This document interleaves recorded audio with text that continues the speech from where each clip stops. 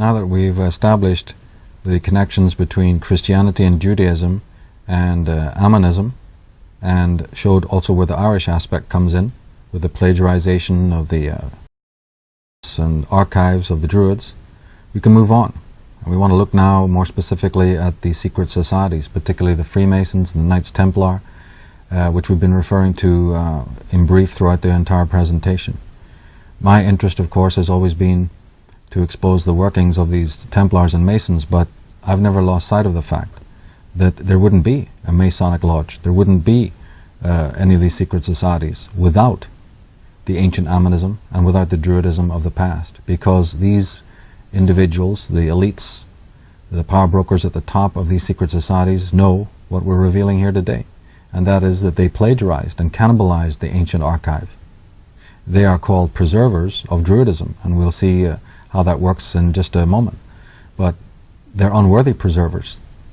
They had access like thieves in the night, like Aladdin breaking into the open sesame, breaking into the tomb of all the knowledge, of all the sequestered information. It took them over 1,000 years to process it.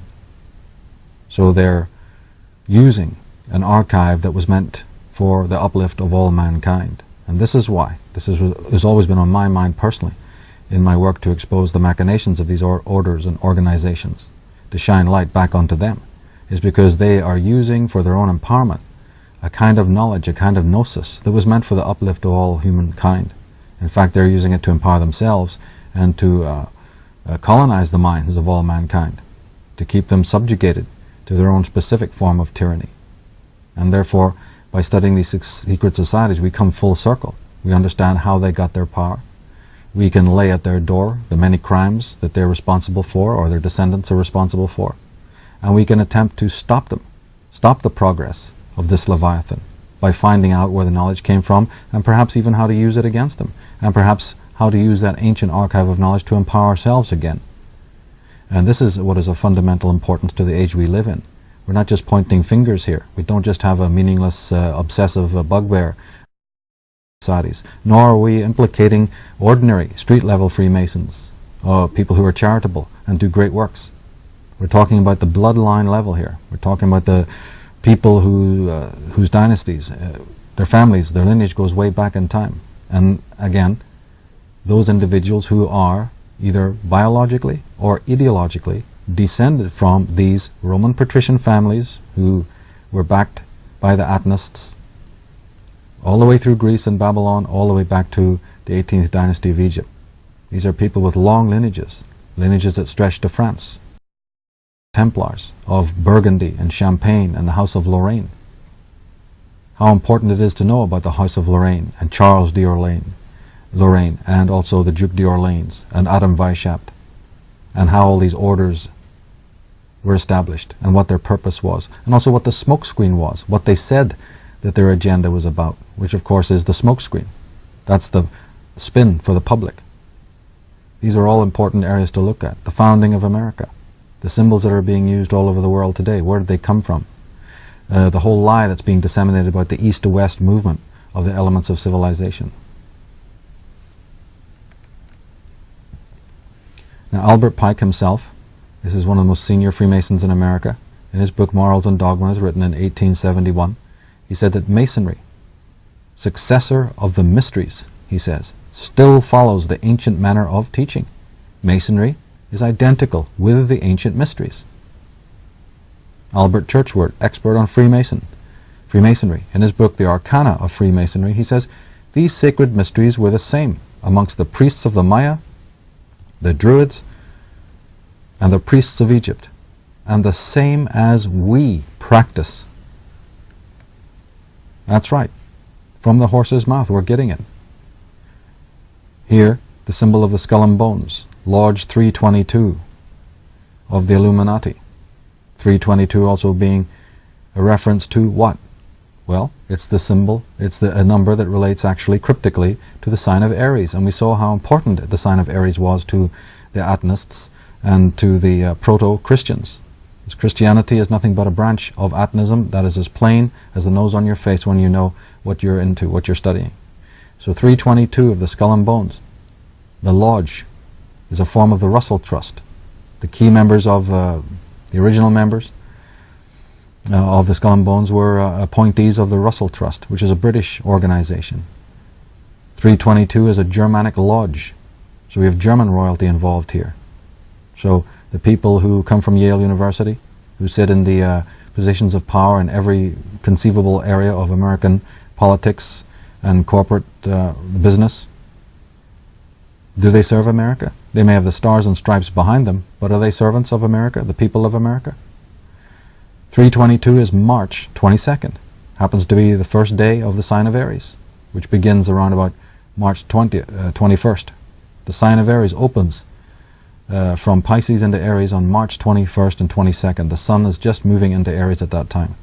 And that famous skull and bones motif, which has been used by the Nazis, which has been used by the pirates, and which can be found even as far back as Ireland, certainly in Babylon. This symbol can be found in numerous places.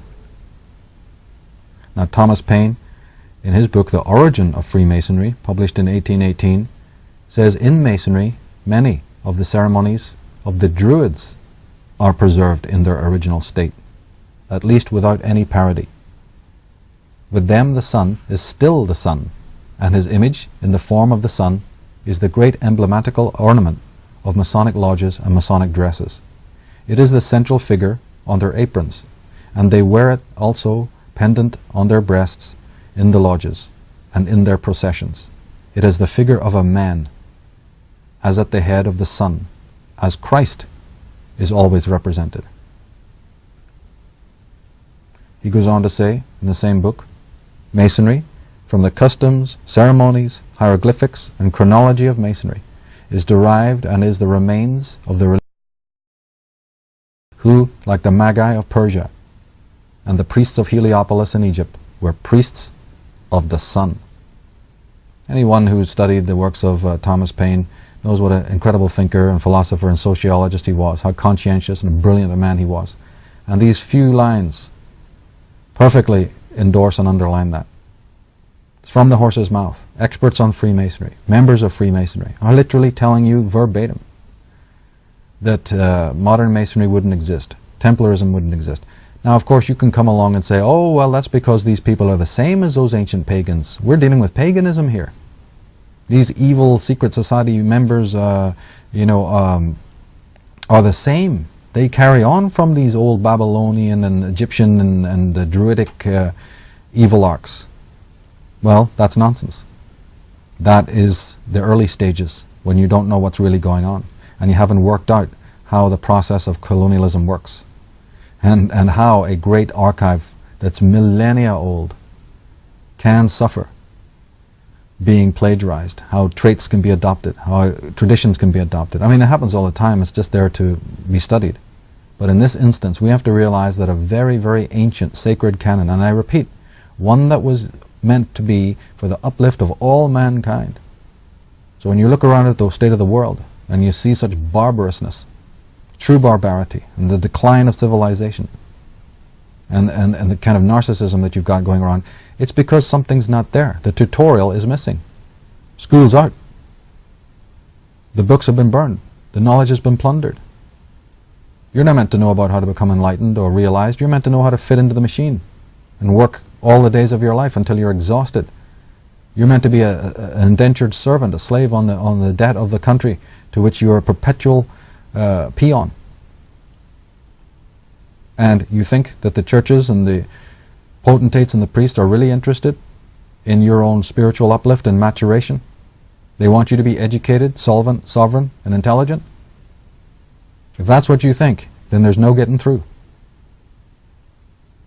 You have to look the facts in the face if there's going to be survival. You must call a spade a spade. And that is all that we are doing. We're not accusing unnecessarily. We are merely revealing. We are not reacting. We are responding. And the response is always with knowledge. We shine the light that these secret societies claim to adore back on them. See how they like it. President John Quincy Adams, in his book The Conspiracy Against God and Man, said in that book, "I do conscientiously and sincerely believe that the order of Freemasonry, if not the greatest, is one of the greatest moral and political evils under which the Union is laboring." Now, Giuseppe Mazzini, the head of the Bavarian Illuminati in the 1800s, he was a successor to the creator of the Illuminati, at least the official creator of the Illuminati, has a very brilliant passage that I've used continually throughout my work. And the reason why I use this passage is because most of my work is to identify, again, not lower-level henchmen, not oily rags, not self-motivated, egomaniacal, narcissistic lieutenants. That's not of real importance to me. We're looking at who rules from the top of the pyramid. And this whole presentation has been dedicated to that, to show you the story of how the secret societies began, where they got their knowledge and what they're doing with it, to expose the Atanism, that warped branch of the great dragon brotherhood who became corrupted, the Hyksos, who have never served anybody but themselves, who despoiled Egypt and laid ruin to Ireland and to so many other cultures and nations. Now Mazzini says, "We form an association of brothers in all points of the globe.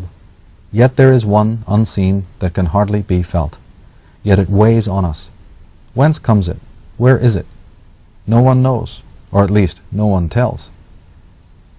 This association is secret, even to us, the veterans of the secret societies."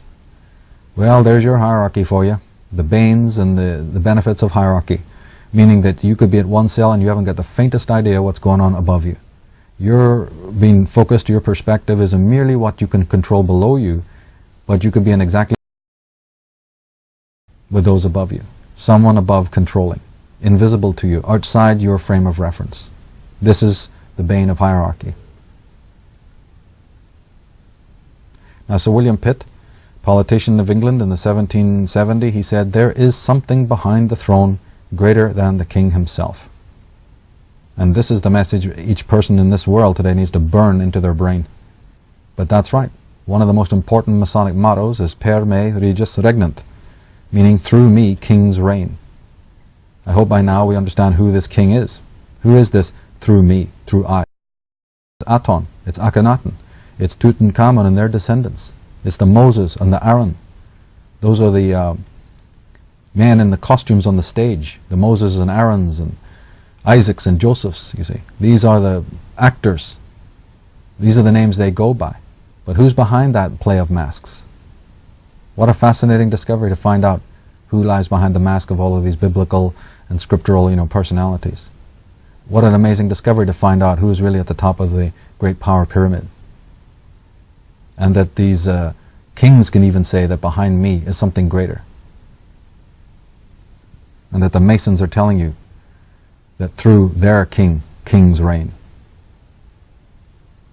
Now, say you were a king, a duke, a prince, a potentate, and you found this out. You're not going to find it out right away, of course. You're going to have to ascend quite high. But what would happen to you if you found out that your status is merely a nothing? You've joined one of these lodges, you're attempting to matriculate, you're looking for the great mystery, the great promissory note, and finally they do open the doors and they let you know who you're worshipping, who is really at the top.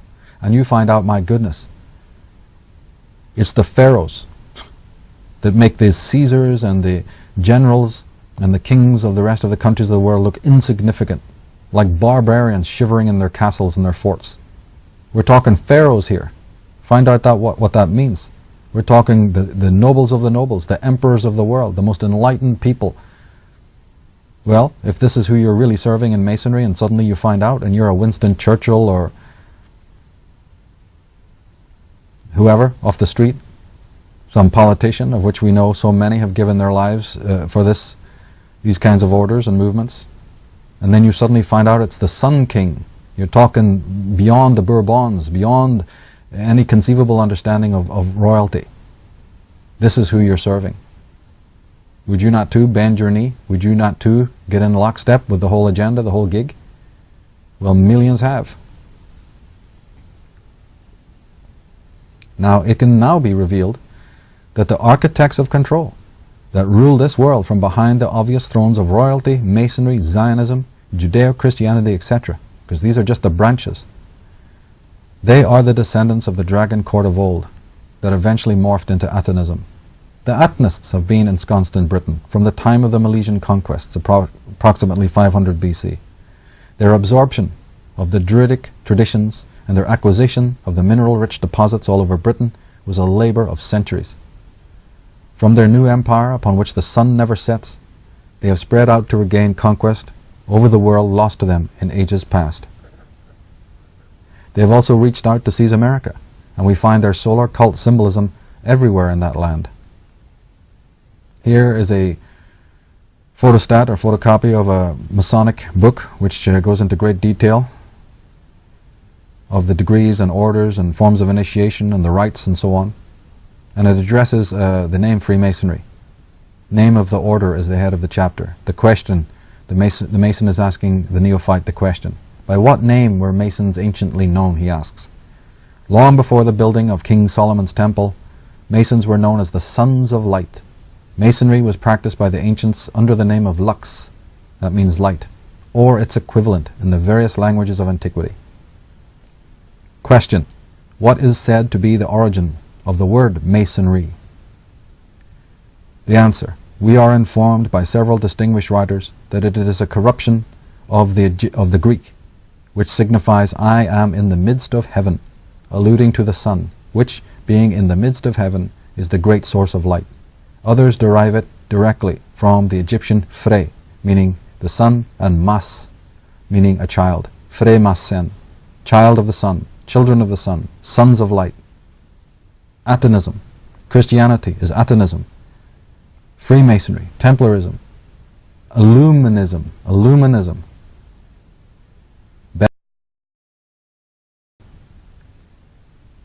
Frank Higgins, another expert on ancient Freemasonry, in his book by that title says, Masonry's association with the monumental remains of the ancient empire of the Nile is so traditional that no introduction of the subject is necessary.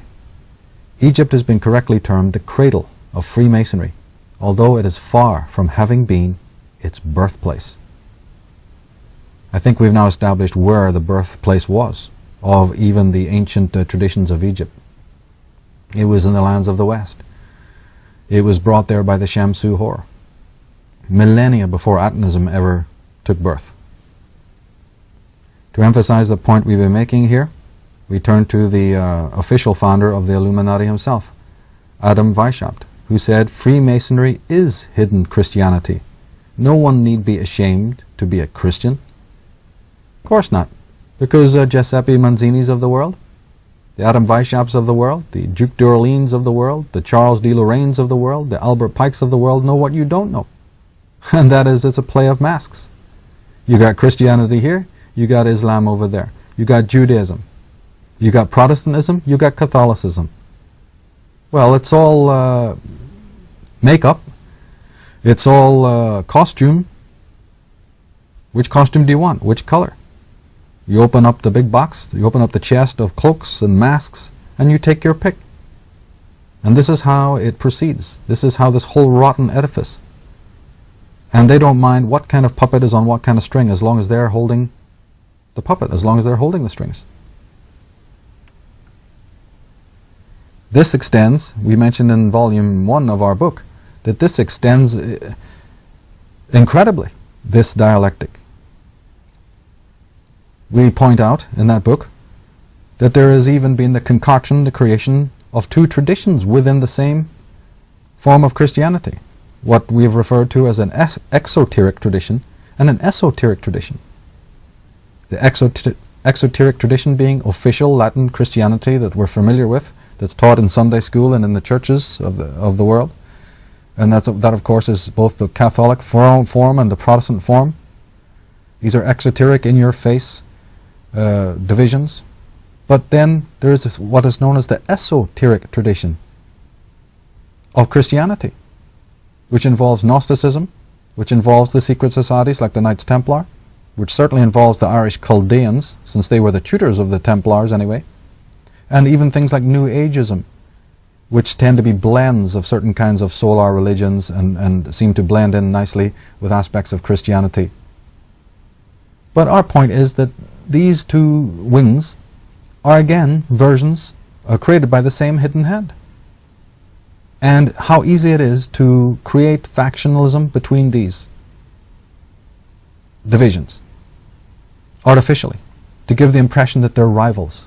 Certain movies have been made to insinuate this.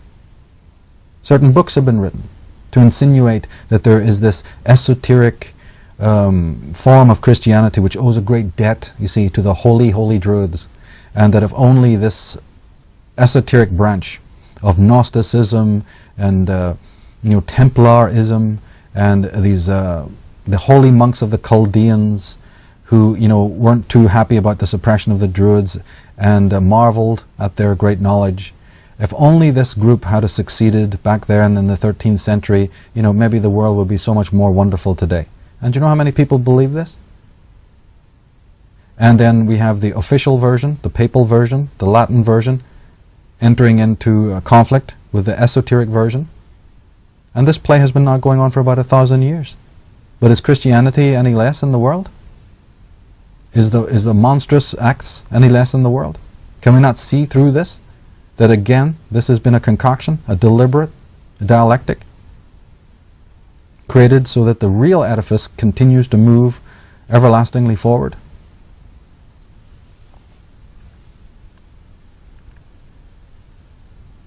As I said, we don't have to take anyone's word for it. As my mentor Jordan Maxwell has said so many times, symbolism, chump. The evidence of your own eyes. The cardinals, the bishops, the prelates, here wearing the Malta cross, the Knights Templar cross, appointing members of the Knights Templar. Many cardinals, originally the popes, the very first popes were even put into the throne of Rome, were made bishops of Rome by the French Templars. So close has been the connection. I've referred to them in my work as the Luciferians. In fact, interestingly, concerning this number 666, we find that on the Pope's mitre is the Latin term Vicarius Filii, Dei, which means vicar for the Son of God. Again, when we decode that, we find that in numerology, this phrase totals 666, with Vicarius being 112, Filii being 53, and Dea for God meaning 501. Right on the Pope's helmet then, on his very mitre, we have the number of the famous beast. Christianity's own number for the beast is on the head of the Christian movement. Martin Luther, the head of Protestantism, tied in with the Rosicrucians, no less than was founding fathers of America, no less than was Adam Weishaupt, and so many other regal people, regents, at the beginning of the formation of the Illuminati. These symbols that you're seeing here are actually the symbols of Martin Luther that are found on the documents written by Martin Luther, the supposed creator of Protestantism. So let's go in search of the Atonists. What's happening today? Where are they to be found? Luciferian.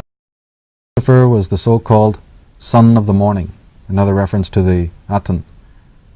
The son of any morning is obviously the sun. It is as simple as that. Therefore, to worship the gods of light is to be, quite literally, a Luciferian. That's right. It's not the same thing as Satanism, not the same thing as devil worship. It's solar worship all the way. Lucifer is the son of the morning, God's most holy angel that fell. Okay, we're talking about the sun here. 666, it's the sum of the Hebrew term Nezer HaKodesh, that means the holy crown. Nezer HaKodesh, the holy crown. This term can be found throughout Masonic temples and inscriptions. The holy crown, of course, we have to understand, is of Akhenaten and his descendants in the cult of Aton. The symbol here of the cross has little to do with Christianity as we know it. If it were an Ankh, we would have all seen that years ago. But it's not. Albert Pike says, that which we say to the crowd is, we worship God. The religion should be, by all us initiates of high degrees, maintained in the purity of the Lucifer doctrine. Yes, Lucifer is God. Lucifer, the son of the morning, is it he who bears the light, and with its splendors intolerable, blinds feeble, sensual, and selfish souls? Doubt it not. All you have to do to make these statements comprehensible is simply replace the term Lucifer by Aton, and all is explained. All you got to do is look at is the tunics of these Albert Pikes and the regalia that they wear to see the Egyptian symbolism, to confirm utterly, 100%, with no shadow of a doubt, what we're talking about here. It might be said, I wrote, that history is the story of the conflict between the servants of truth and the virtueless ones, between the magicians and sorcerers. The obliteration of the gnosis of the primordial caste of elders was a man-made holocaust largely unknown to us today. It is this calamity that has damaged and oppressed the peoples of the world more than any series of natural disasters, terrible as they might have been. To these elders of old, a twisted and darkened mind was a horror worse to behold than a broken, lightless world. So what are the sorcerers? To paraphrase Carlos Castaneda's Don Juan, he says, a sorcerer, well, as a sorcerer you are aware that you have absolutely no control over anything, but you have to act as if you do. And that's what these potentates do so well. William S. Burroughs, the American writer, said we must all face the fact that our leaders are certifiably insane, or worse. Well, that insanity goes back to Akhenaten. He was insane and worse. Sorcery can be defined as power over love, or hierarchy over holarchy. In the book of Peter, they tell us all about it. Peter 2:18-21 says, slaves, submit yourself to your masters with all respect, not only to those who are good and considerate, but also to those who are harsh. For it is commendable if a man bears up under pain of unjust suffering, because he is conscious of God. But if you suffer for doing good and you endure it, this is commendable before God. In the book of Colossians 4, verse 1, we read, Masters, provide your slaves with what is right and fair, because you know that you have a master in heaven. We're talking hierarchy here. We're talking sadism here. We're talking control. In an early description of the Messiah from the Dead Sea Scrolls, we read, How lovely is this King Messiah, who is to rise from the house of Judah. He girds his loins and goes out to wage war on those who hate him, killing kings and rulers, and reddening the mountains with the blood of the slain. With his garments dripping in blood, he is like one who treads grapes in the winepress. Gerald Massey, in his book Ancient Egypt, Light of the World, says that the Egyptians had no vicarious atonement, no imputed righteousness, no second-hand salvation. No initiate in the Osirian mysteries could possibly have rested his hope of reaching heaven on the Galilean line of glory. His was the more crucial way of Amenta, to tread with the guidance of the Word, that step by step and act by act he must himself make true. In the story of Odin, when Odin, the Norse god, hung himself on the tree in order to gain all knowledge, he says, I sacrifice myself to myself.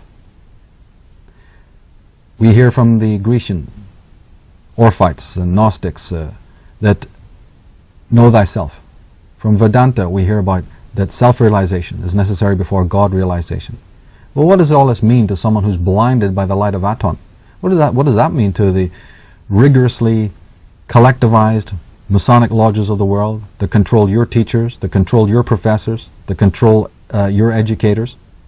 What does this mean to the royal families and their militaristic way of operating? What does this mean to the churches of the modern churches of light that we've been exposing here? You think they're interested in your search for independence and independent thought? You think they're here to enlighten you? They're all about the second-hand form of salvation. So let us never for a moment make the mistake of thinking that this is some sort of dry history lesson with absolutely no meaning, no meaning for the world that we're living in. It has the deepest meaning, because here we are blinded by fluorescence. Here we are psychically blinded by a kind of light that we don't even know exists. Here we are, the hypnotized, the controlled, the robotic, the artificial. We got to find out why. We got to find out about the negative use of light, what I refer to as the dark side of the sun, and how it's been used to manipulate the human race as a kind of a poison, a mental infection. The strings are made of light. The strings are made of light. If we're ever to see sanity in this world, we have to know what was. What is a true and unadulterated path to walk on, and a system to understand. It's the system of the self. It's the system of the independent person discovering for himself what the mysteries are, not being dictated and cajoled and controlled and regimented, which is ubiquitous in the world today. Leonard Shlain, in his book The Alphabet versus the Goddess, writes, the Egyptians, Babylonians, Greeks, and Romans had no word in their language for sin. The Israelites introduced both the word and the concept into the stream of Western civilization, and by doing so diverted it. What Shlain doesn't realize, of course, and we understand that that's perfectly fine, since very few people do understand it, is that the Israelites that he's talking about are none other than these Hyksos that we're talking about. And they were true sinners in the true sense of the word, so they should know all about it. They introduced the term, they introduced the concept, and we can understand why, since they rank very high in the sinning league.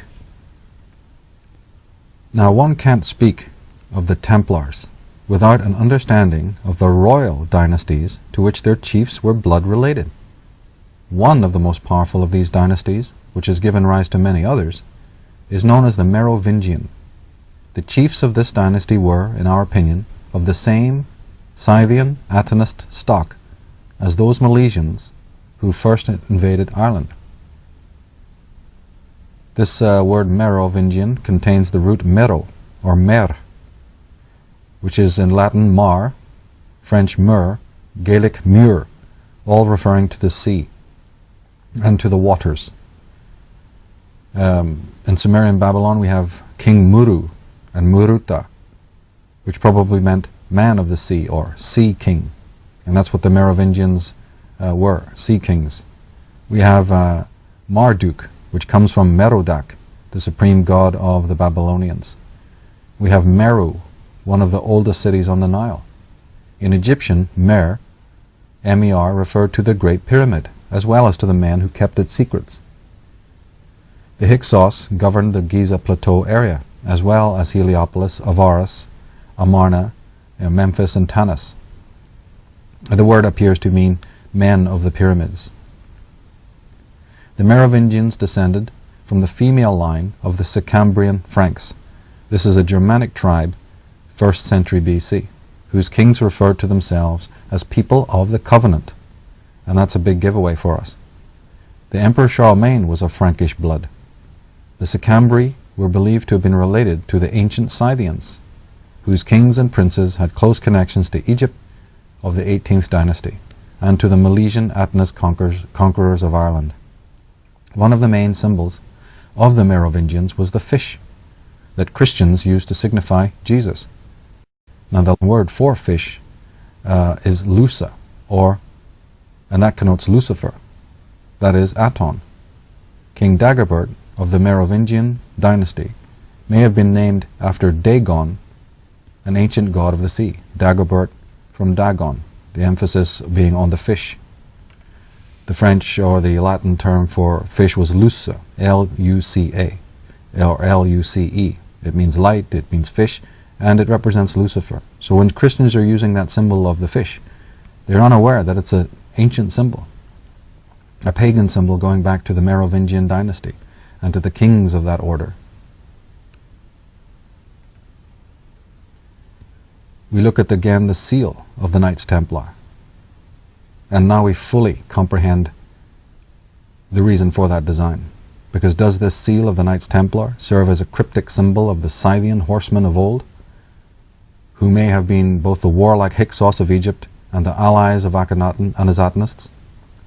Does this horse, I mean the Scythians were known for their horsemanship, so we see a single horse but with two riders. Why two? It's always been a point of mystery that. Well, could it not be a symbol of the confederacy between the Atonists of Egypt and the Scythian Hyksos? Two different groups that joined up at a point in history and then made their way westward to the ancestral homelands. Lawrence Gardner, he says the kings of the Merovingian dynasty were believed to have been born with birthmarks in the form of a red cross. Graham Phillips, in his Act of God, says the first of the Hyksos in the Egyptian records appears shortly after the collapse of the Mari or Amorite kingdom. That word root Mar or Mer turns up as the Amorites. So were the Amorites the ancestors of the Merovingians? Some scholars think the Amorites are connected to the Hyksos. That may be. We of course think that it was the Scythians that were connected to the Hyksos, but it could have been the Amorites, and that word root is very interesting. Mer-ites, the men of the pyramid, the men of the ocean, the Merovingian dynasty, that then become key to the rise of the Knights Templars later on. Because when Mil and his descendants left Egypt, we know that they went back to Scythia, their homeland, but as I tell in the books, they weren't welcomed, possibly again because they've been corrupted by Ammonism. So even the Irish records talk about the conflict that the Atenist Scythians had when they returned back to Scythia. That's part of the reason why at a later date they moved on to Spain, because they weren't ultimately welcomed back into the fold. So they went and conquered Spain. Then they went over and moved into Ireland. This is the Milesian invasion of Ireland. So can we not speculate that they also set up in Germany with the Teutons, that they may have been the Sicambri Franks?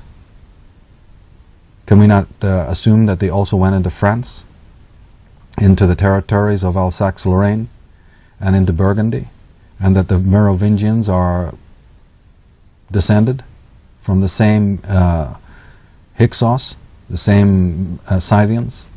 We understand that they went to Spain and Ireland. Why could they not have also passed through Germany and France? They all end up in Britain anyway. The symbolism shows you. The French symbolism all over the English heraldry tells you that the British royals are connected to the Scottish Templars by way of the French. Now in 1601, James VI of Scotland, the son of Mary Stuart Tudor, became a Freemason at the Lodge of Perth and Scone. He became the supreme patron of Freemasonry.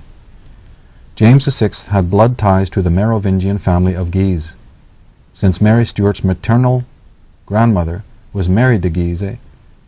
In 1603, he was renamed James I of England. Thus the Merovingian power came to power in England through the Stuart family.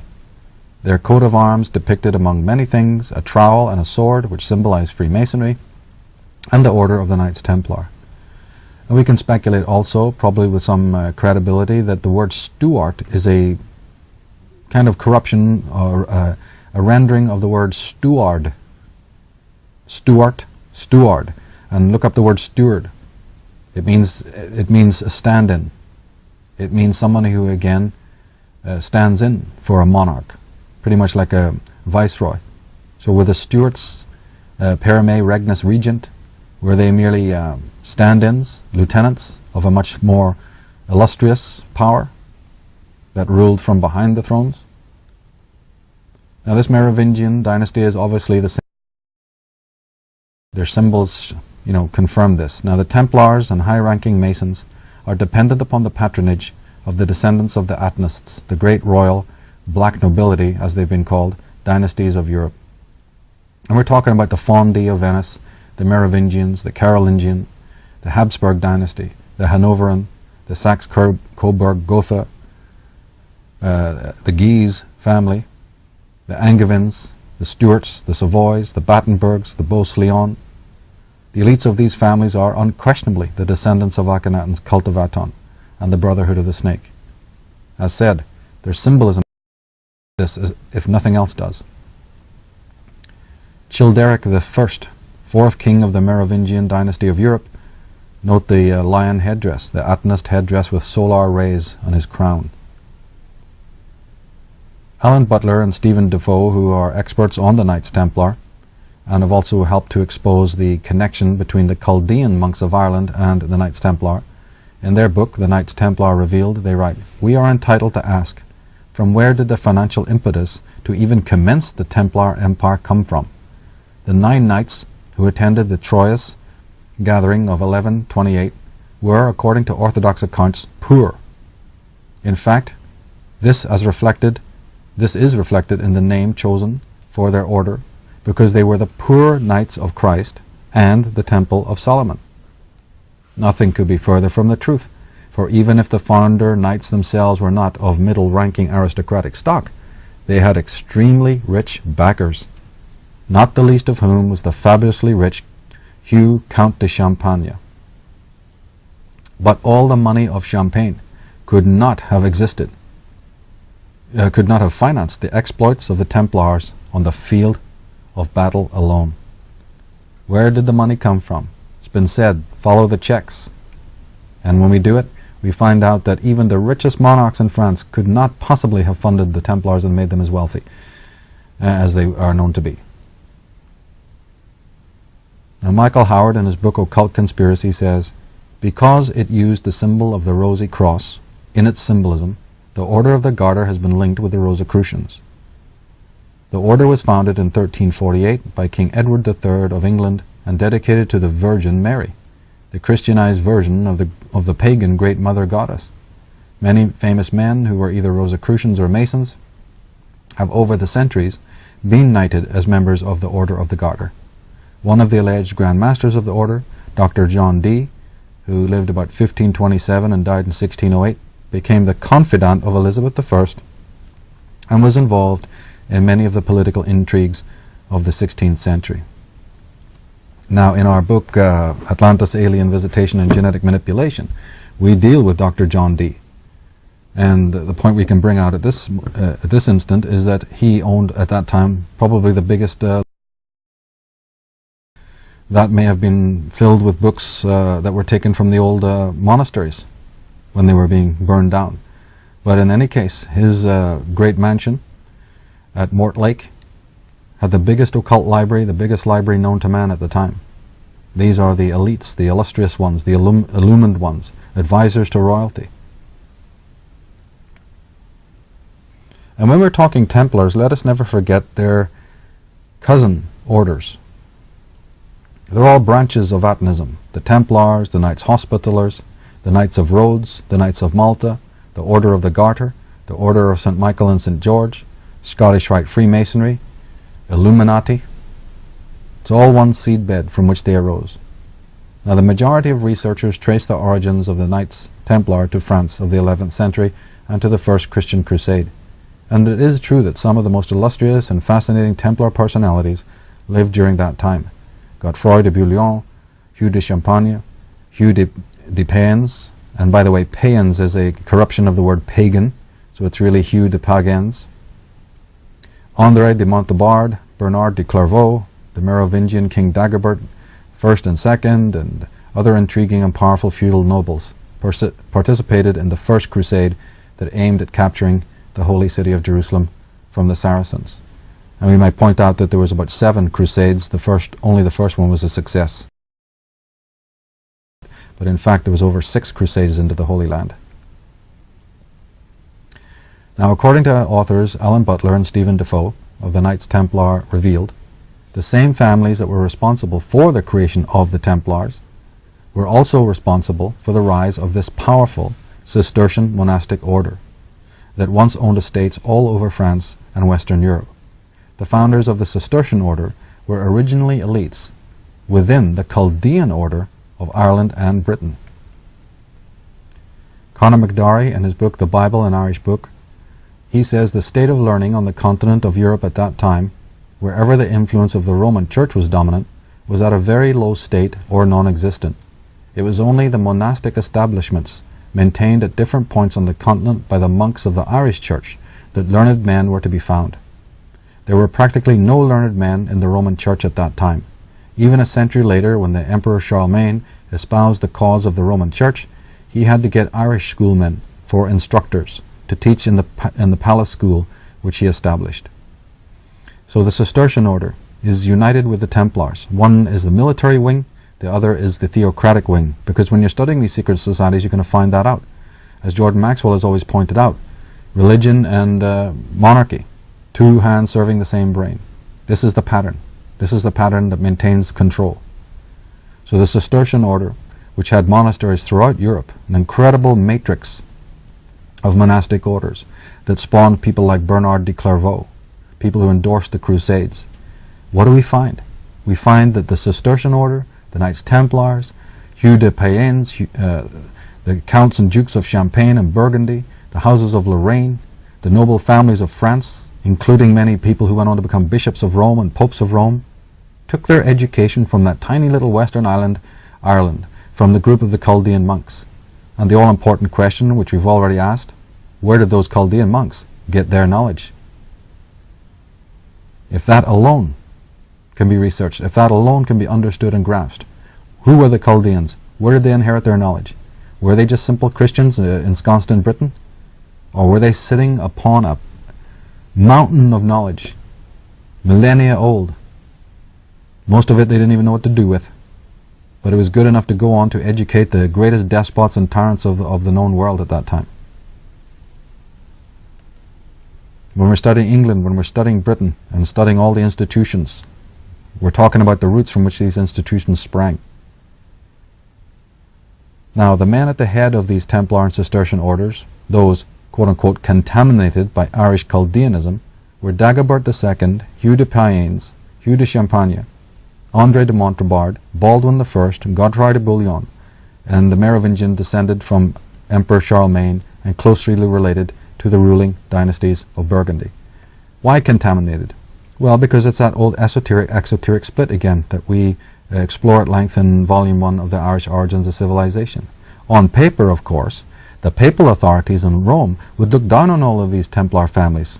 We know that they tried to assassinate them and burn them at the stake and eradicate them in around about the 14th century. Although the true story is that very few Templars were actually killed or martyred, actually. But again, on paper, it appears that, we can so easily be seduced into thinking that, oh my goodness, if only these poor Merovingians, if only these poor Templars and Chaldeans and Cistercians, these men in white robes, who were inheritors of the sacred traditions of the pagans and the Druids, if only they had a break, if only they had a chance, then, it would be, just wonderful. It would be just a merry picnic all around the world, peace and harmony and love for all. Very easy to believe that kind of yarn. Here we see the symbol again of the tree. Here's a Masonic symbolism showing the trees of God and Goddess, which are known as the pillars. Jachin and Boaz, the Masonic plagiarism, as we said earlier.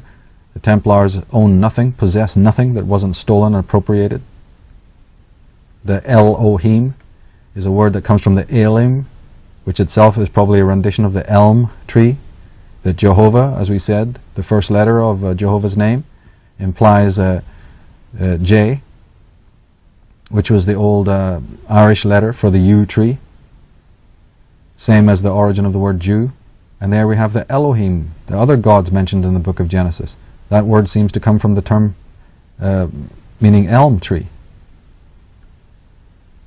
Now the double-headed eagle, the symbol of the Arya, now it's used by the black nobility, who imagine themselves to be the descendants of the elites of old.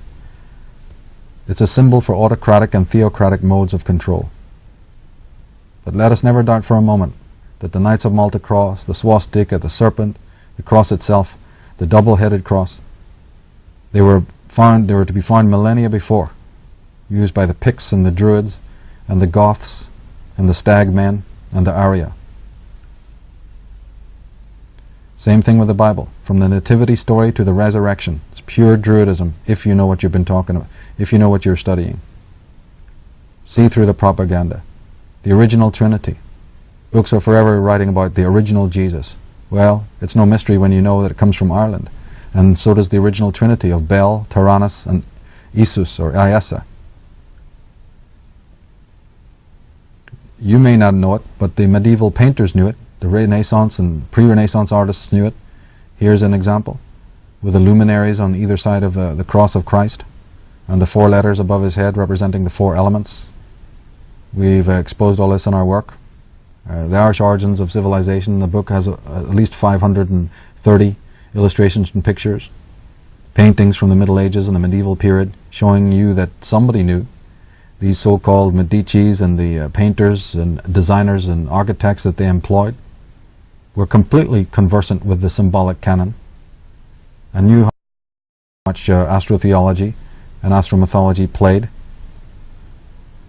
And it's time we start learning about it. We have to find out how the Bible's 4 Gospels represent the 4 cardinal points, the 4 seasons, the 4 directions of the zodiac.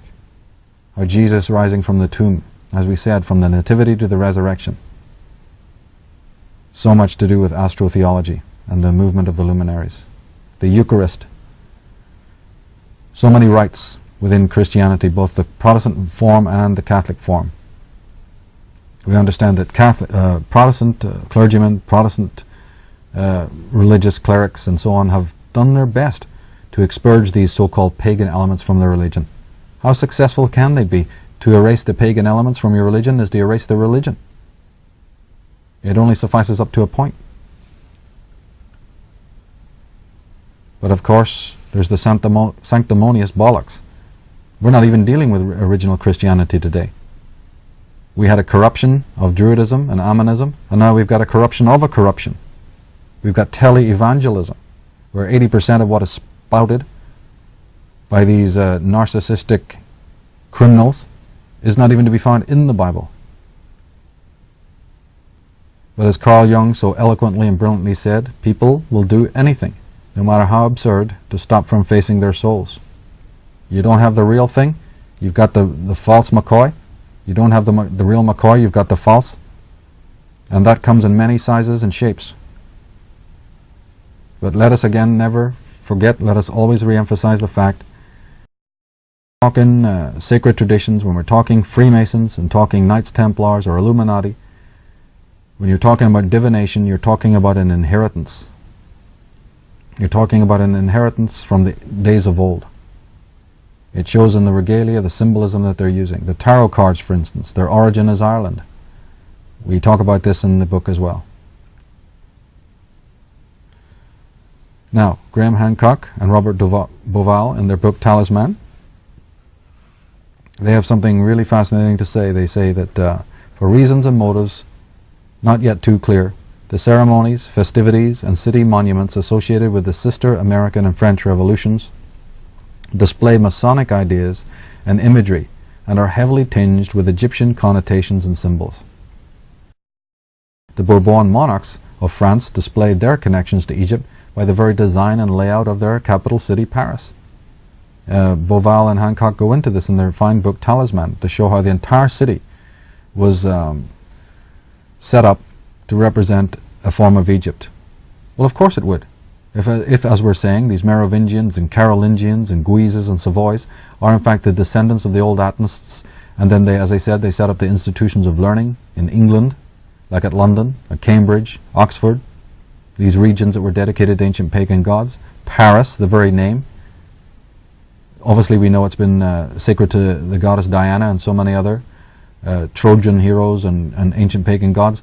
But if these supplanters are in fact dedicated to Atonism, ideologically or biologically connected to the old Atonists, is it any mystery then that they would design their new cities and empires of control, replete with Egyptian symbolism? There's about 21 obelisks in the world, 21 Egyptian obelisks. Explain to me why 13 of them are in the city of Rome. Other ones are to be found in London, Washington, D.C. We've got them everywhere but Egypt. Is there something to that? More than that, we even find that the city of Rome is in perfect alignment. We talked about these alignments to ancient monuments earlier. We find that the city of Rome itself, the Vatican itself, is precisely aligned to Tara and to Newgrange in Ireland. These are ancient Druidic sites. And of course, Rome came into being long after the original Irish sites. So this implies that there was a specific reason. The Christians, the Atonists, knowing full well, and as we've said throughout our books, the Christianity that we know today was conceived in Britain, not in Rome and not in the Middle East. It's the conception of these Knights Templars and these Atonists after they arrived in Ireland about 600 BC. It's just that the executive suite for control and to be near the markets was positioned in Rome. And they symbolically let you know that, where the cities and the structures of Rome are actually aligned directly to the most sacred sites of the ancient Druids in Ireland. St. Peter's Square, for instance. First of all, it's not a square. It's a round. And this goes into the whole question of sacred geometry, a phenomenon known as squaring the circle. We're talking magic here. We're talking ancient arts. Well, first of all, it's not a square.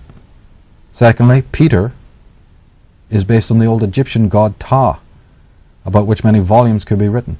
The father god Ptah, one of the most ancient gods connected to astrology. Very much like the Jehovah of the Christians.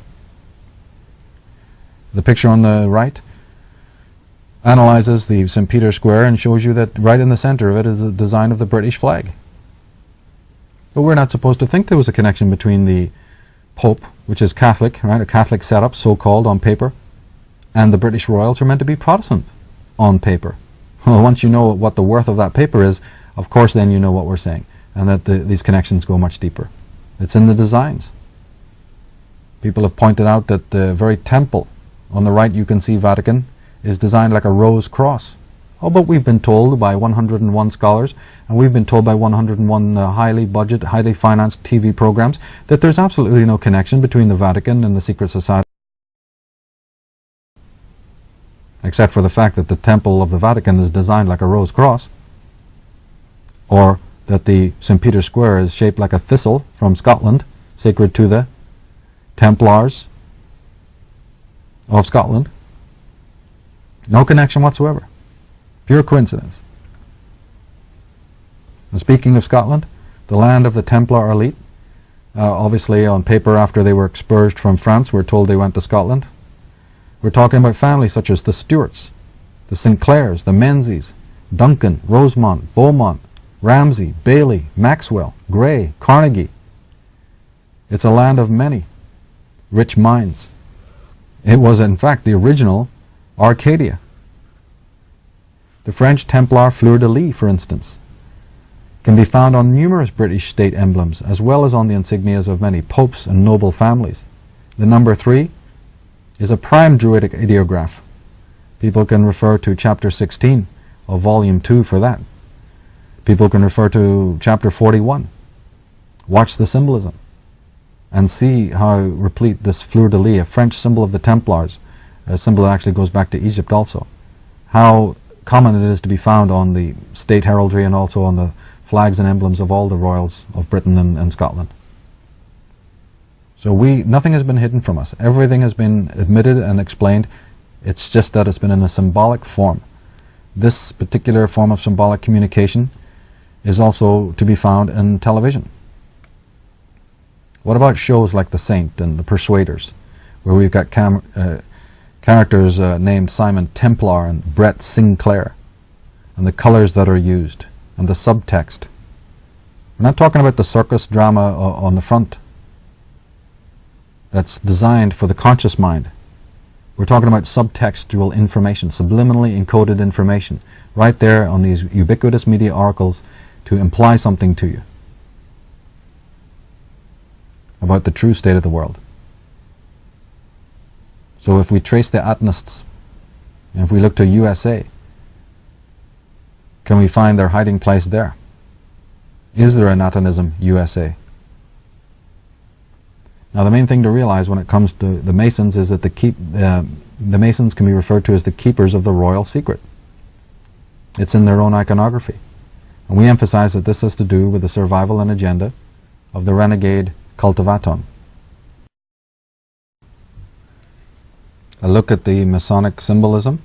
The very symbolism they themselves employ serves to confirm this point that we're making. If one looks at the degree ceremony, the degrees that are bestowed upon Masons, particularly the Supreme Masons, we find that the high degrees, in fact the highest degree, this is the 32nd, moving into the 33rd degree. The name, these degrees have names, and that degree is known as the Sublime Prince of the Royal Secret. And this implies that these people have secrets, even at the highest level of the ladder, and A small amount of research into these matters confirms that they do indeed have secrets. And these are the kinds of secrets we've been trying to expose and elucidate in this presentation. Turning to the official founder, Adam Weishaupt, again, Nicholas Hager, in his book The Secret Founding of America, states that Adam Weishaupt was the son of a Jewish rabbi. He became a Jesuit priest. He studied in France, where he met Robespierre, the so-called great revolutionary, the leader of the French Revolution. He graduated in law in 1768 at the Bavarian University of Ingolstadt, and then served as a tutor there for 4 years, during which time he met Charles de Lorraine. And we've also already mentioned this infamous Charles de Lorraine, the royal figure from France, who was instrumental in the creation of the Illuminati, and also a key member of the Knights Templars and Rosicrucians. Most Americans have never heard the name Adam Weishaupt. Most Americans have never heard the name Charles de Lorraine. Most Americans probably don't even know where Lorraine is. Well, sadly, most Americans don't know about secret societies controlling their government. You say that to them and they think you're ready for the funny farm. They need to wake up and find out what's been going on. Charles de Lorraine was the younger brother of Francois de Lorraine, the Merovingian king of Jerusalem, who married the Austrian Merovingian Empress Maria Theresa von Habsburg in 1735. The period of Frankish rule under the Merovingian dynasty included a bloodline of a king of Jerusalem, whose descendants reigned in Jerusalem from 1099 to 1187. In 1755, Charles de Lorraine married Marie Theresa's sister, Marie Antoinette, and became the commander-in-chief of the Austrian armed forces. We're talking Austria, we're talking France, we're talking the royal families that connect here, we're talking Medici's, we're talking Savoy's, the incredible network of royal dynasties that are all interrelated. You may know them as Plantagenets and Stuarts and Tudors, but they all have, behind the large door, so to speak, kindredness. We're talking Merovingians and kings of Jerusalem, people with ancient bloodlines intermarrying with one another. Nicholas Hager tells us more about Charles de Lorraine. He says in 1746, following the death of Charles Radcliffe, Francois appointed Charles de Lorraine Grand Master of the Prairie de Zion, or the Prairie of Sion. This was originally the Order of Sion that was based in a priory in Jerusalem in the 1090s. It founded the Templars to protect the Kingdom of Jerusalem in 1113 to 15, and became a secret society under the Grand Master. Following Charles de Lorraine's appointment as Grand Master, the court at Vienna became the capital of English Zionist and Rosicrucian Freemasonry. So now we're hearing about an Order of Sion, a Prairie de Zion that so many experts claim never existed. Now, in our book of Volume 2, we have a chapter close to the end of the book that deals with this Order of Sion and shows that the order absolutely exists, and the importance of that order, and how it's one of the steering orders behind Templarism and Freemasonry. A very important study of Zionism. And as we saw back in the days of the Atenists, there was a city called Sion, or Zion, but it was in Egypt on the Nile. It was one of the Hyksos cities. That word crops up in the secret societies because it's, again, the root of the tree is Atonism. And there on the map on the left, bottom left, you can see where Lorraine is positioned in France. Hager goes on to say that Charles de Lorraine may have met Adam Weishaupt in 1771. In that year, Weishaupt was known to have met a Jutland merchant named Colmer, who initiated him into Egyptian Rosicrucianism. This Colmer may have been Charles de Lorraine, traveling under an assumed name. Charles de Lorraine selected Weishaupt to found a secret society that would penetrate Templarism and turn its lodges into revolutionary cells. In 1773, Weishaupt held a meeting with Mayor Amschel Rothschild.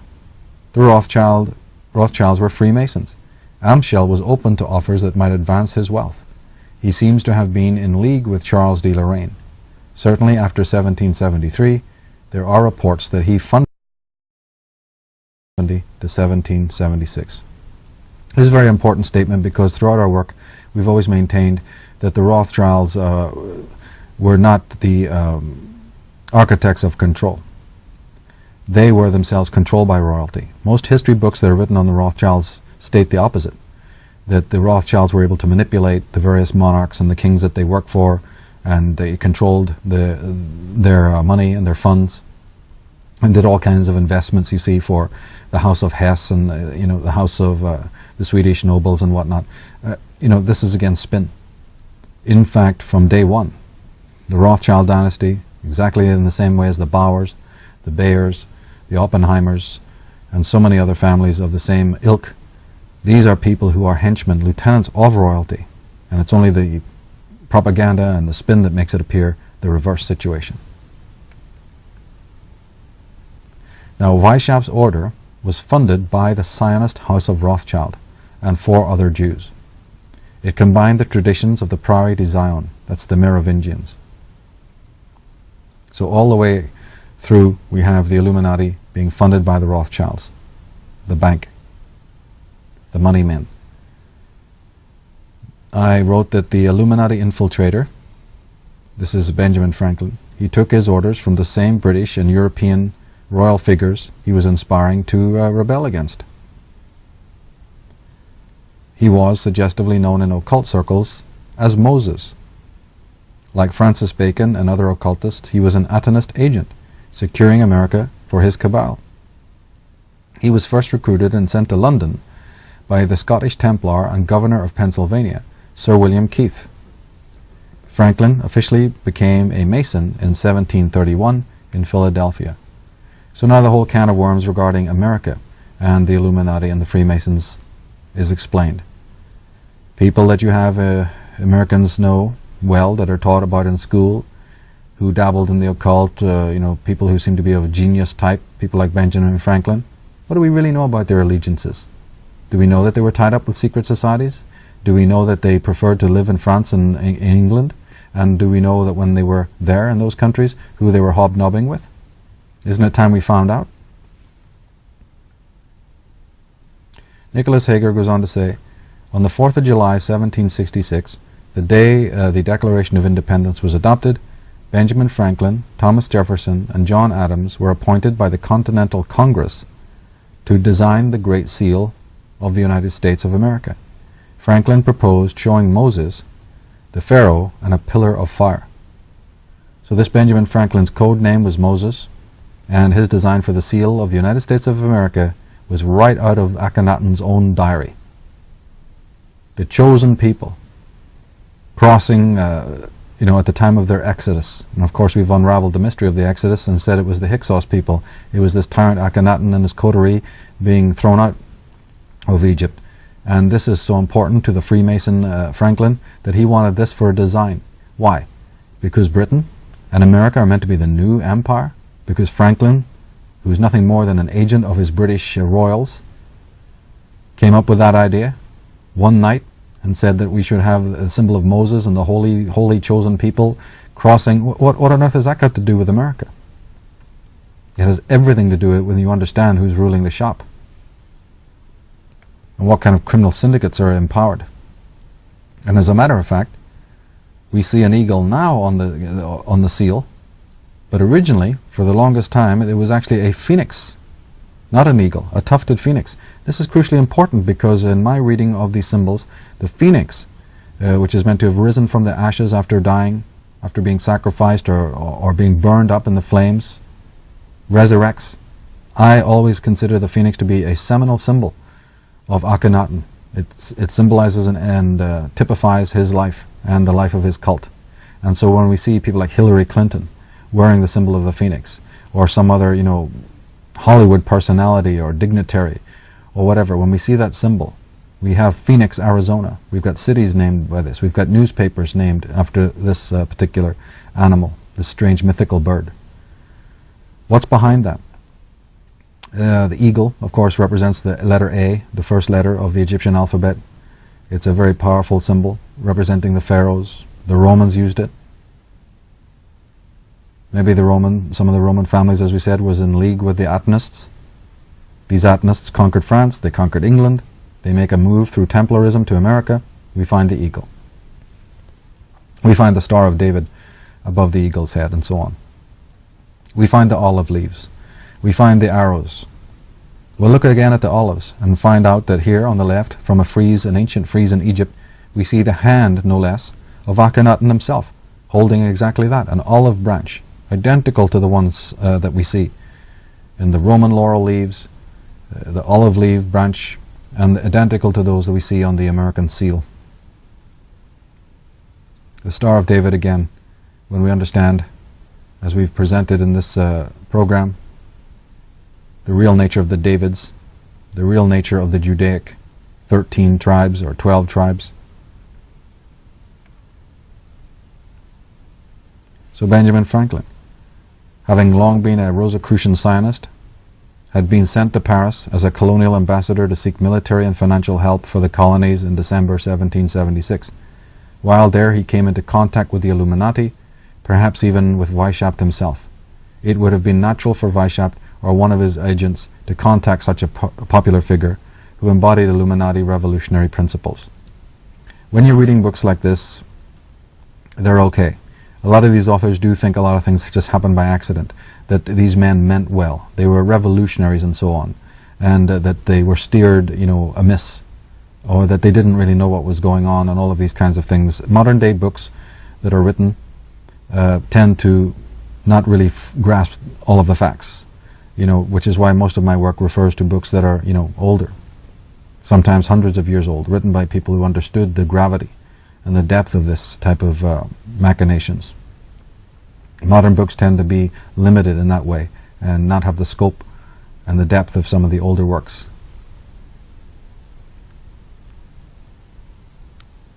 Hager goes on to say that so the Illuminati's attitudes were taken back to America by two ambassadors to France. In the 1780s, Franklin in 1785, that is, and Jefferson in 1789, hence the gift of the Statue of Liberty to the American people from the people of France to symbolize the revolutionary links between America and France. So basically French Illuminism arrives in America from point go.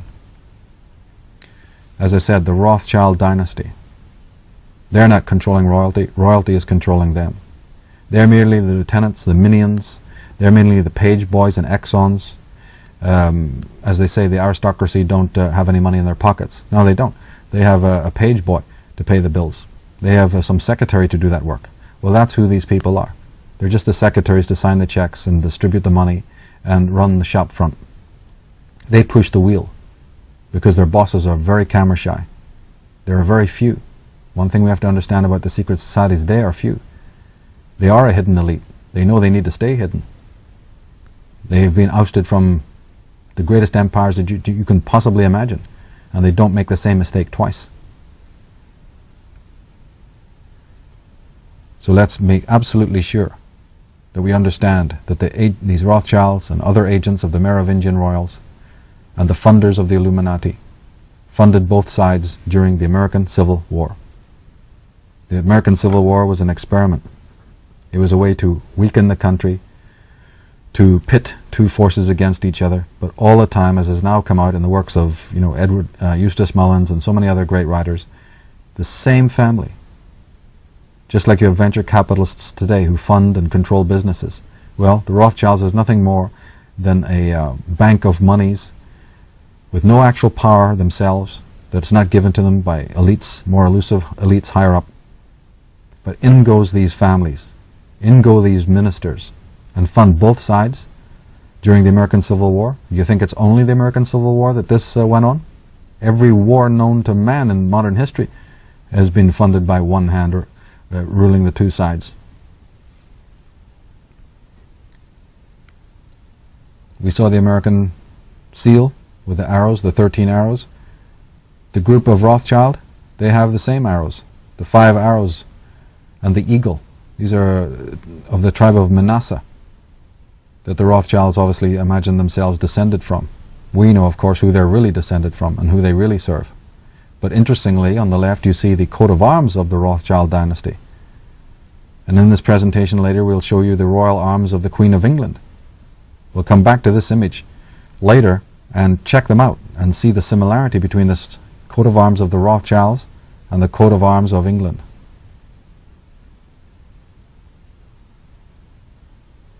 Now a shield is shown in front of the eagle.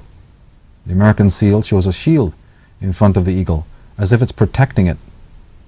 The stars and stripes, that means America, is therefore literally a shield for the eagle, that is, for the cult of Akhenaten and the cult of Aton. The Egyptian solar eagle with Star of David. Well, the term David, as we said, is a code for the beloved one. It's a reference to Pharaoh Akhenaten and to his commanders. David, like a Masonic term Jean, and like the word Caesar, for instance, or Tsar, simply referred to an Atonist general or overlord. The 13 stars are the 12 tribes around one, around Aton. The eagle is the hierogram for the first, or the one, again connoting Aton. The eagle, which some believe is Judaic, actually it is the standard of the sun cult pharaohs. It stood for the term Akka, or Akhem, as we find in the name Akhenaton. The words Anuit Kueptai, above the pyramid, at which the eagle is undertaking. The he, again, is Akhenaten and or his god. The Latin inscription seen on the banner around the Judaic eagle's head, below the Star of David, is E pluribus unum, from the many, the one. This refers to the god of the henotheistic Judites, who was, quite literally, chosen from the many gods of antiquity. The star is the emblem of the Davids, the Egyptian Atonists and their descendants. The 14th star corresponds to the 14th and highest cornerstone of the pyramid, also seen on the American $1 bill. The arrows represent the militaristic faction of the cult, while the olive branch represents the theocratic or religious faction. The eagle faces to the left, which represents the past, or the history that has been before. The 9 tail feathers represent the 9 degrees of the Illuminati, or Atonist lodges. As we said, history, very important to these people. Bloodline, dragon courts, ancestry, lineage, rites, ceremonies, regalia, symbolism. That's what we're studying. That's what we've got to look at. Know thine enemy.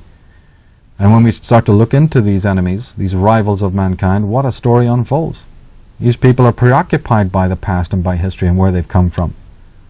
They're preserving a great deal. Masonry not only preserves the rites of Druidism, but it's also there to preserve the very lineage of the elites of Masonry. All these dynastic concerns, all these families, all these oligarchs. As we said earlier in the presentation, to even say Norvis Ordo Seclorum, to even say New World Order, kind of implies that there was once an old world disorder. We've now established what that was. It was the loss of the greatest empires known to man. None of us like to be booted out of school or booted out of a club. Most of us don't even like to be booted out of a bar. Think about losing your thrones in Egypt on the Nile. Think mania that lasts a long time. That's revenge spreading over thousands of years. That's what's behind terms like the world is not enough. Well, the world's going to have to do. You lose the empires of Egypt, what else would suffice? You're going to be happy in Greece? You're going to be happy in Rome? Of course not. You're only going to be happy now for the rest of the world. This is how the vengeful psychopathic mind works. Now, just as the Bible is saying, and it's not even very veiled at that, it's an all-out campaign for a new world order. We're talking pharaohs here, sun kings, and their level of megalomania.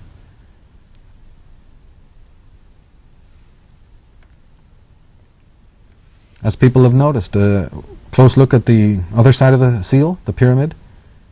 You draw a triangle around the eye and extend it to make a hexagram, and sooner you find out that the apex of the points of the hexagram, the famous Star of Aton, Star of David, and we have the word inscribed Mason, M-A-S-O-N.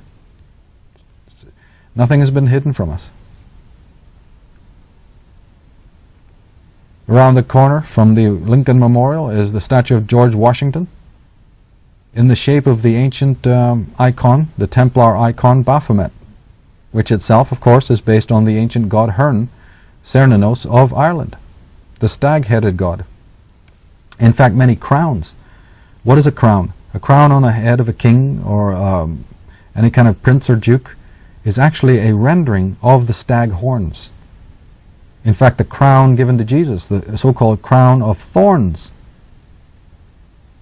comes out of Druidism. We've already said that so much of the Bible, and in our book on astrotheology, we've labored to point this out.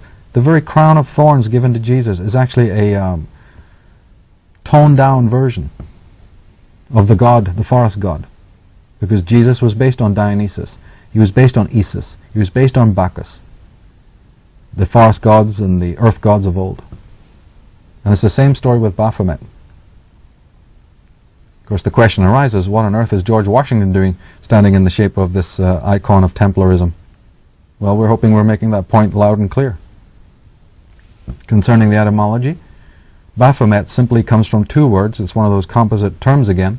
Baphe, meaning baptism, and metis, or metis, meaning wisdom. So it's nothing negative, it just means a baptism in wisdom. Not that you're baptized in wisdom, but that Adam Weishaupt and George Washington and Franklin, these people are the ones considering themselves baptized in wisdom. They're members of secret societies. You're just come out of the schools and the colleges. That doesn't mean anything. But it will start to mean something if you matriculate and open up your symbolic literacy, gain these pattern recognition skills, have the courage and the passion to realize that you can restore what has been lost and overthrow these kinds of individuals who have allegiances not to humanity but to their own forefathers and their own strange gods. You can expose, like I do, shine light onto the secret societies to which these individuals belong. Find out, track back, study the lineages, the dynastic concerns, the bloodline connections. Find out who's really pulling the strings and who controls who. Find out why, for instance, in a country that's meant to be utterly sovereign and against all monarchy, why it is that the seal of California is identical to the British seal, showing Britannia. Britannia, of course, with her Poseidon trident, which you also see on the carriage of the Queen of England, the coach used at her coronation. You see the lion, which is a patently Atonist symbol from Egypt. But alarmingly, we find these symbols on American seals. Buckingham Palace, seen from the air, designed like a pyramid with an eye in the center. We have fasces. We have fasci. We have the lion's head. We have sun discs. 10 Downing Street window above the door. The number 10 is alarming enough since it stands for Aten. The house of Aten, number 10. And we have the arrow of Mars. And we have 8 panes which represent the sun. And we even have little solar rays on the sun window on the House of Government in Britain. And we have a lion's head door knocker right on the door. The Lion of Aton. So when we see these people's champions in plain view and their strutting arrogant hubris, let us understand that they don't work alone. These individuals are their pomposity, their arrogance is for a reason. It's because they know that they're who's pulling the strings. They know who's paying the bills. We think of them as cold, heartless, misguided Napoleons. We got to find out their whole story. They're the pawns on the board just as much as we are. Of course, in their minds, they don't think they're pawns. And when the media get done with their subliminal, subtextual versions of communication, very few people can resist it. Especially those people who are so psychologically arrested, they're looking for Big Daddy around every corner. But it is now leaking out that these individuals are, in fact, controlled. Just as it has become evident that the so-called white pope is controlled by a black pope, well, we only needed to ask the bishops, because they've always referred to themselves as servus servorum Dei, servants of the servant of God, servant of the servants of God. That's right, they serve the servants of God. Again, stand-ins, vicarious stand-ins. Bailey, a leading occultist in Fabian, she wrote that behind the division of humanity stand those enlightened ones, whose right and privilege it is to watch over human evolution and to guide the destinies of men. They train the members of the new group of world servers, thus forming the basis of the new world order. The implication is its hierarchy. When we look at the symbols of the Judaic symbols, we find the lion. We find the olive leaves that we looked at a moment ago, the Lion of Judah. We turn to the political world and we find the symbol for the United Nations, bearing those same symbols. Watch the symbolism, the uncanny connections. Here we have a Jewish rabbi, but he's also a leading Freemason. Look at the apron that he's wearing.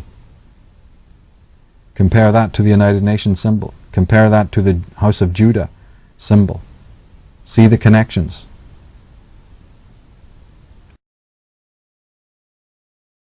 And behind Christianity, as these initiated ones know, lies something deeper. As we said, the hand of Akhenaten holds the olive branch. Look at the terms and the words and find out what these United States of Europe's and New World Orders and NATO's are all about. Count the numbers of stars. Find out who these people are controlled by.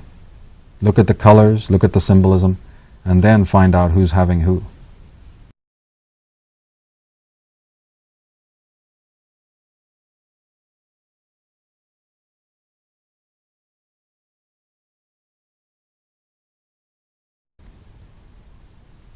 And so, in conclusion, we come full circle to emphasize our original point concerning the war on consciousness, the psychic warfare, perfectly pointed out by Nesta Webster, one of the first people to expose secret societies and subversive movements. She wrote, "The final goal of world revolution is not socialism or even communism. It is not a change in the existing economic system. It is not the destruction of civilization in a material sense. The revolution desired by the leaders is a moral and spiritual revolution, an anarchy of ideas by which all standards set up throughout 19 centuries shall be reversed." I've emphasized in other work this whole idea of social control, of psychic and social manipulation, pointing out that even the word government, its connotative meaning, governance of the mind, menta, mentality, mentation, and govern, to control the mind, control the thinking. We understand that that control involves the use of words. It involves the use of a dialectic, which we see when we observe it in action in the political milieu. It's a one-party system, appearing to be a two-party system or a tripart system. But we find, just as we find in days, that these parties are funded by the same hidden hand. It's not just a question, as Nesta Webster is saying, it's not just a question of topical superficial changes. We have many of those. But what is the underlying form of manipulation? It's the manipulation of consciousness. And therefore the war against that kind of tyranny is a form of immunity to it. So in our work, we emphasize this constantly, that no matter what other permutations and forms this attack upon humanity takes, we should never forget the ultimate agenda is the changing of one's intellectual basis, one's moral purity, one's spiritual constitution. They should never ever be forgotten. Another tactic to achieve that state is the daily and continual and perpetual and insidious injection of fear, of trauma, of trepidation. This is the act of sorcery, to keep people in fear. The person in fear is easily controlled, like Frank Herbert, the writer, said. Fear is the mind killer.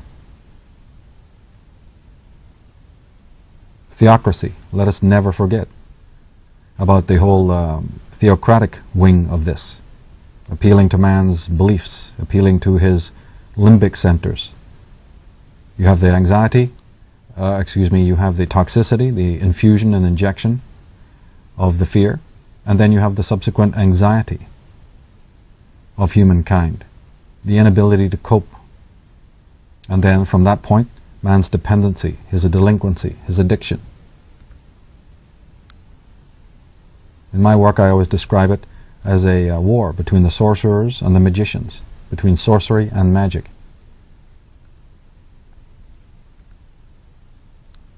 And sorcery is fear. The sorcerers are fearful, and so their currency is fearful. Their weaponry is to engender fear. As Henry de Jovenel said, a society of sheep must in time beget a government of wolves. As Jim Hightower said, America was not built by conformists, but by mutineers. And so, as we said in the introduction, when we talked about the blue flame of anger, you've got to get mad, you've got to get angry.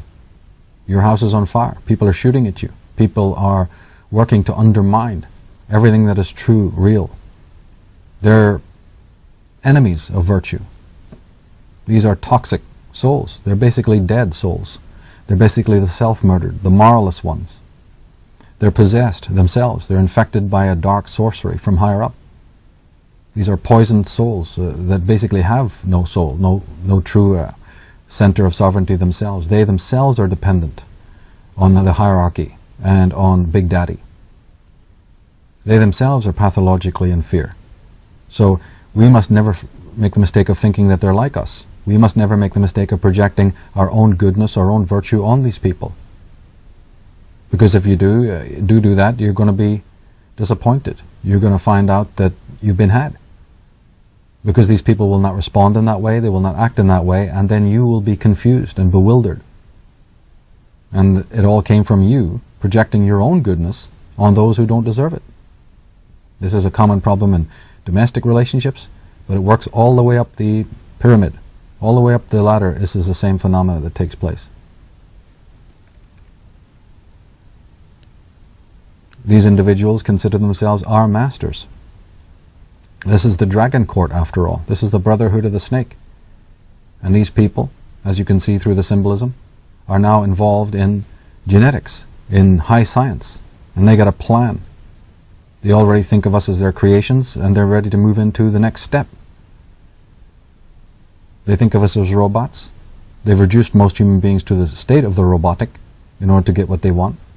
And they feel that we are their creations and they can do with us what they want. And so where is mankind heading? What is the future? Is it some sort of cyber purgatory we're entering? Is it a dystopia? Or is it a utopia? They talk about utopia. They talk about global diversity. They talk about all sorts of wondrous futures and progress. But my question is a simple psychological question. How can toxic individuals inherit a positive tomorrow?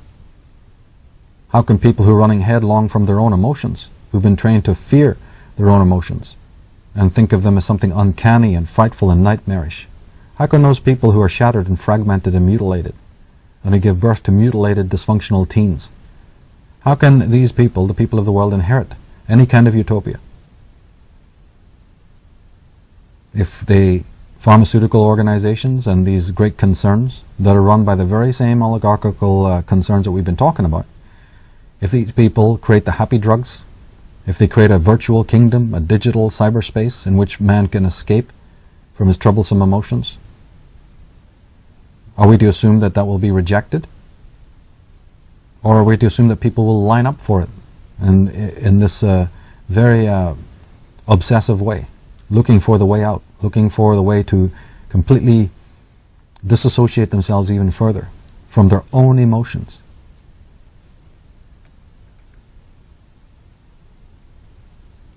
In the Atlantis book, we pointed out several meanings of the term Nephilim or fallen angels.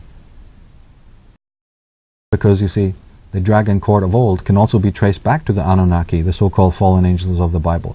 In fact, one of the secondary meanings of Anunnaki, Nephilim, Anakim, etc., is king, the kingly ones. So, or the rulers. In fact, one of the interpretations of the word is just ruler. So to the rulers of the world, is that what this bloodline is all about? That they can track it all the way back to the original fallen angels? But again, one of the other connotations of the word Nephilim is those who fell, or those who make man to fall, those who cause a fall. Most scholars understand the word Nephilim to mean those who fell, meaning those who fell from heaven. But one of the other meanings of the word is those who cause a falling off to occur. Those who lower standards of other people. Those who deny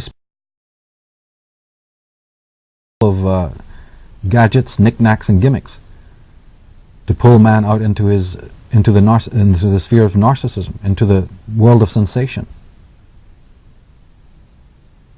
The French philosopher Jean Baudrillard said that, look, if man lives his whole life surrounded by artificial products, plastic items, in other words, if his entire living space becomes artificial, how can man retain his authenticity as a real living organic form? Won't he too become artificial? In Revelation 9 we read, "The rest of mankind that were not killed by these plagues still did not repent of the work of their hands. They did not stop worshipping demons, nor did they repent of their murders, their magical arts, their sexual immorality, or their thefts." The implication is of the immoral ones. The implication is that even after the age of catastrophe, even after the world was visited by terrible turmoil and disaster, it's business as usual again, from the advent of the more historical empires. Tyranny, corruption, mass murder, territorialism, conquest. The Marquis de Luchette, who was an expert on secret societies, wrote in 1798 of the problem that we've been addressing. "Deluded people," he says, "learn that there exists a conspiracy in favor of despotism against liberty, of incapacity against talent, of vice against virtue, of ignorance against enlightenment. This society aims at governing the world. Its object is universal domination. No such calamity has ever yet afflicted the world." And those who read my Atlantis book, look through the DVD, will remember the captions that I included there from 5,000 years BC. I mean, Luchette is writing in 1789. What about the comments of the great magicians and priestesses of ancient Ireland, of the Tuatha Dé Danann? Millennia-old predictions of exactly what Luchette is saying. What about Wolfgang von Goethe? Or so many of the other prophets who prophesied the falling off and the incredible climate of narcissism and the incredible climate of debauch. Many people say we're in the state we're in because we're actually in a kind of a Kal age, as the Vedic sages have described it. A Kal age of iron and tears. It's also been described as the Saturnalian period, or the Saturnalian era. Other people call it the age of Dionysus, so just debauchery, narcissism, forgetfulness of meaning and spirit, in which anyone who tries to be sane, tries to be normal, tries to be virtuous, is basically an outsider. And we've covered the concept of the outsider thoroughly in other works. Divide and rule. It works perfectly. That's why it's done so often. Again and again, they wheel out the same strategies. Divide and rule. Ordo ab chaos. One-party systems. The Colonel James Bo Grites described it as a one-party system. Heckle or Jekyll, the lesser of two evils. Or even put it, the evil of two lessers is what you're faced with. And people are satisfied with this. They're satisfied with the fact that you cannot select the people that you vote for. They pop up like jack-in-the-boxes and do their merry dance, and we blithely go along and imagine that, something's going to be different. We respond in exactly the same way to the same problem and imagine that the outcome is going to be different. Some people have defined that as insanity.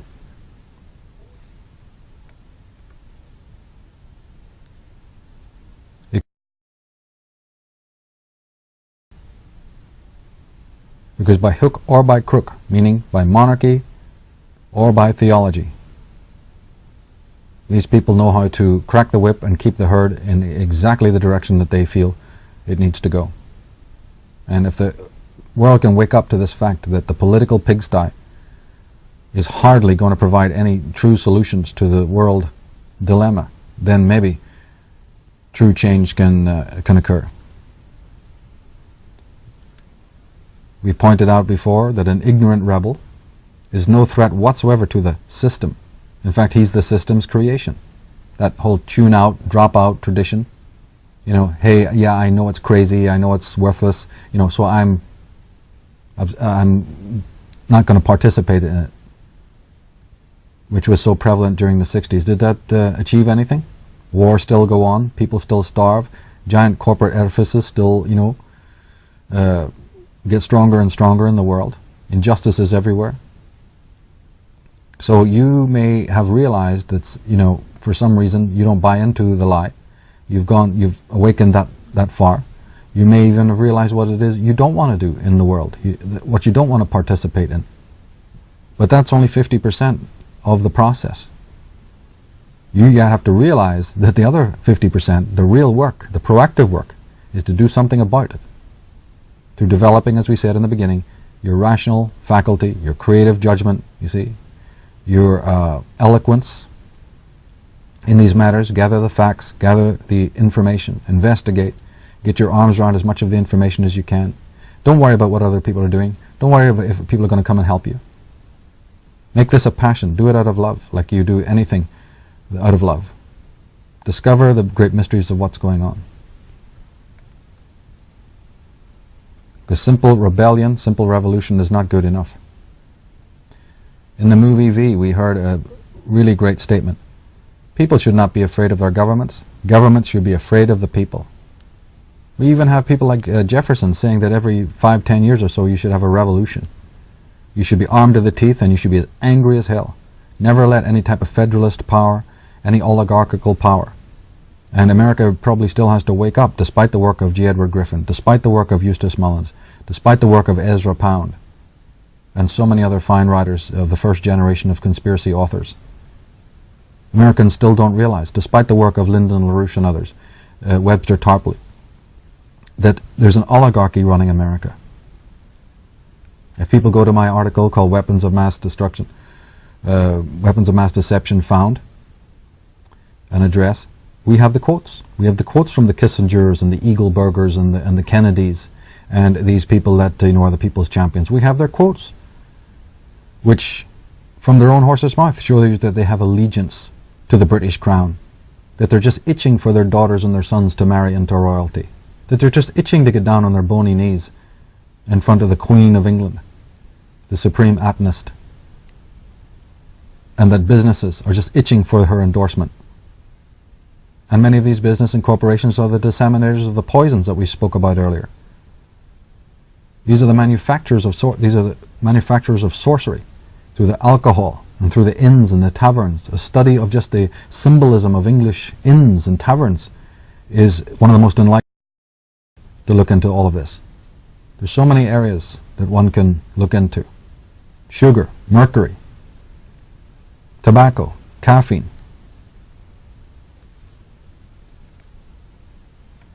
And now I want to lay on you something very heavy, but very important.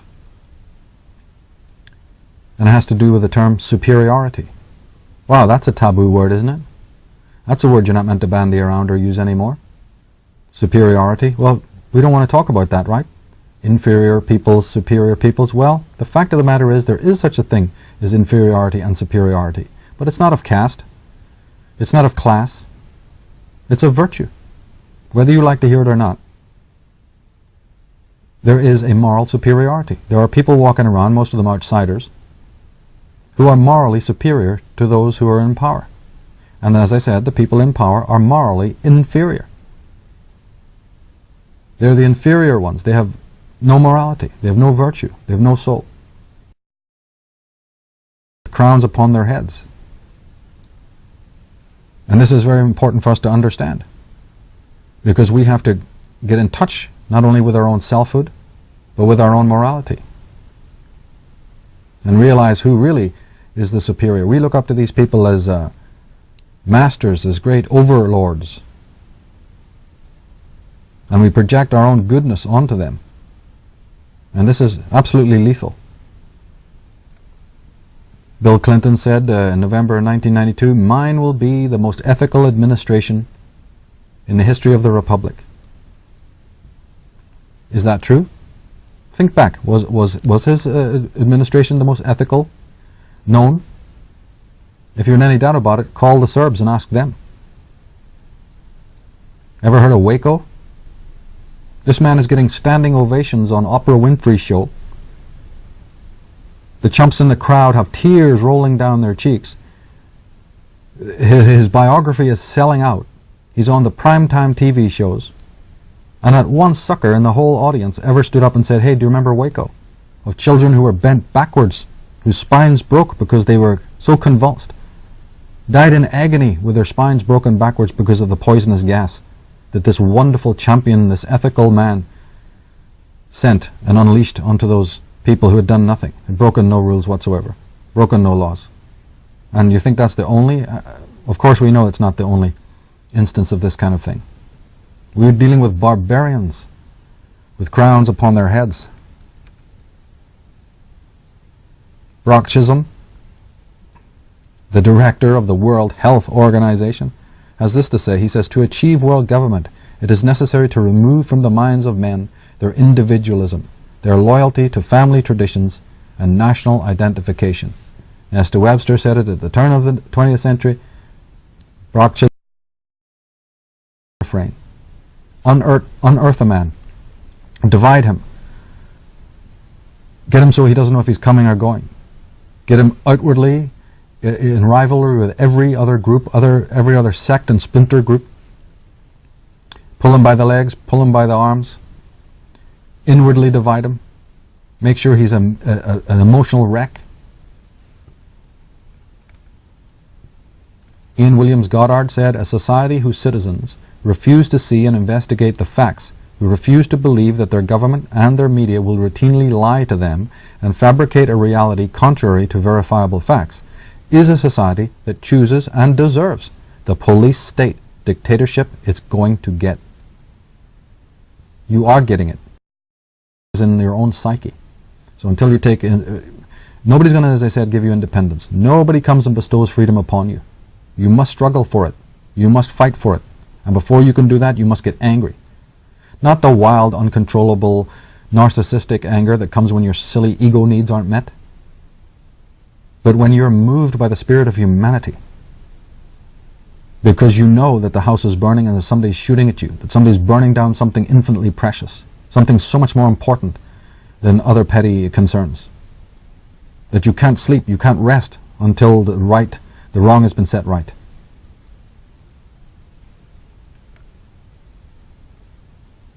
The answer is to be unmutual, because the soulless man requires the handrails provided by society. He is the perfect citizen of the global village, and it is on its way. He happily exchanges his name for a number. He happily exchanges sovereignty for security. He's mutual. He relies on experts.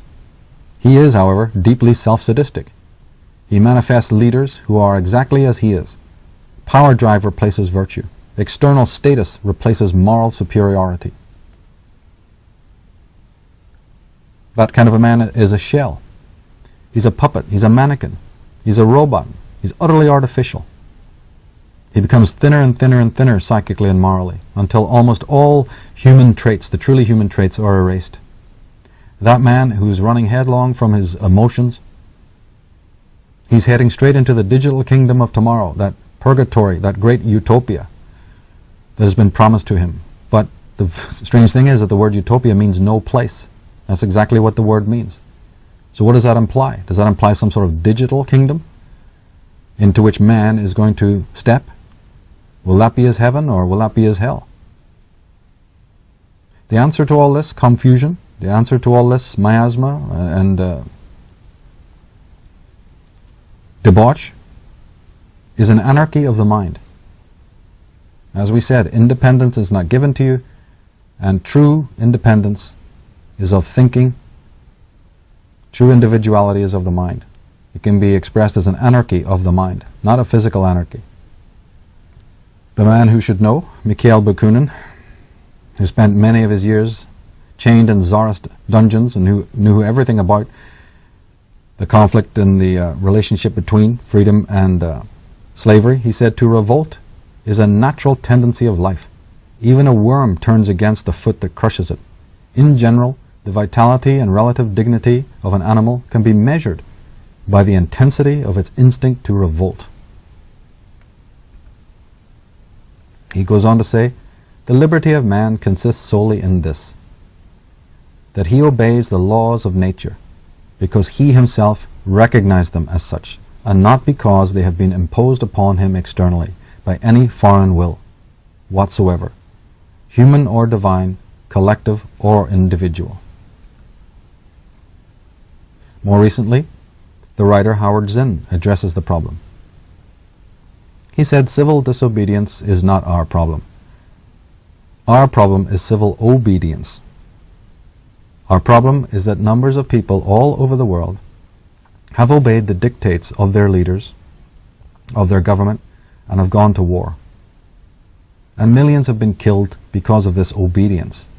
Our problem is that people are obedient all over the world in the face of poverty and starvation and stupidity, and war and cruelty. Our problem is that people are obedient while the jails are full of petty thieves, and all the while the grand thieves are running the country. That's our problem." The rebel, the outsider, the one who becomes infused with, possessed by, if you will, the spirit of rebellion.